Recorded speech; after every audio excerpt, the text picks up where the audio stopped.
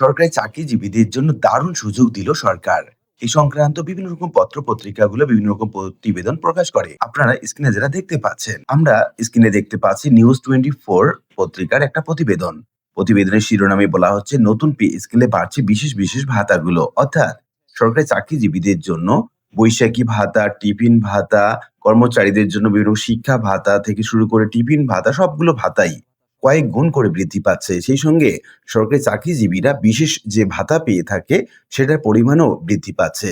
কার কত পরিমাণ বৃদ্ধি পাচ্ছে, সরকারি চাকরিজীবীরা কারা লাভবান হচ্ছেন কিংবা কারা সবচেয়ে বেশি ক্ষতিগ্রস্ত হচ্ছেন, এই সংক্রান্ত বিস্তারিত তথ্য জানাবো আজকের ভিডিওতে। নিউজ 24 পত্রিকায় মূলত বলা হচ্ছে সরকারি চাকরিজীবী এবং পেনশনভোগীদের জন্য নবম পে স্কেল নিয়ে বড় সুখবর আসছে। উচ্চ মূল্যস্ফীতি এবং বাড়তি জীবনযাত্রার ব্যয় বিবেচনায় জাতীয় বেতন কমিশনের প্রাথমিক সুপারিশে বেতন বৃদ্ধির পাশাপাশি পেনশন কাঠামোতেও বড় পরিবর্তনের প্রস্তাব করা হয়েছে। প্রাথমিক সুপারিশ অনুযায়ী পেনশনভোগীদের আর্থিক সুরক্ষা নিশ্চিত করতে ৩ ধাপে পেনশন বাড়ানোর পরিকল্পনা করা হয়েছে।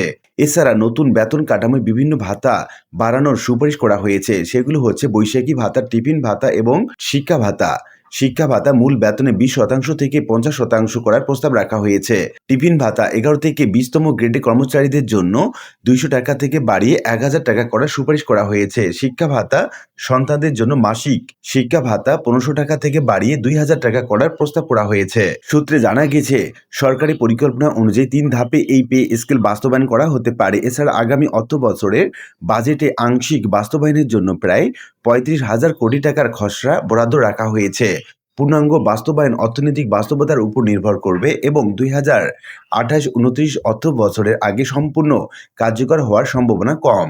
আগামী কয়েক মাসের মধ্যে পুনর্গঠিত কমিটি চূড়ান্ত সুপারিশের ভিত্তিতে সরকারের আনুষ্ঠানিক ঘোষণা আসতে পারে। দীর্ঘদিনের প্রতীক্ষার পর এই নবম পে স্কেল বাস্তবায়িত হলে সরকারি চাকরিজীবী এবং অবসরপ্রাপ্ত লাখো মানুষের আর্থিক স্বস্তি বাড়বে বলে ধারণা করা হচ্ছে। উল্লিখিত প্রতিবেদন থেকে আমরা এটুকু বলতে পারি যে সরকারি কর্মকর্তা এবং কর্মচারী, বিশেষ করে 11 থেকে 20তম গ্রেডের কর্মকর্তা বা কর্মচারীদের জন্য সরকার বিভিন্ন রকম বৈষম্যহীন পদক্ষেপ গ্রহণ করেছে। যেমন টিফিন ভাতা, এই হাস্যকর এই টিফিন ভাতা মাসে যেখানে 200 টাকা দেয়া হতো সেটার বাড়িয়ে 1000 টাকা করার প্রস্তাব করা হয়েছে।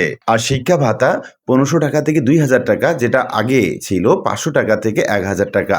আর বৈশাখী ভাতা আগে যেখানে 20% যে টাকা দিয়ে একটা ইলিশ মাছ কেনা যেত না, সেটা বাড়িয়ে 50% করার প্রস্তাব করা হয়েছে এবং এই প্রস্তাবগুলোকে বলা হচ্ছে বৈষম্য মুক্ত এবং যৌক্তিক প্রস্তাব। আশা করি বিষয়টি বুঝতে পেরেছেন।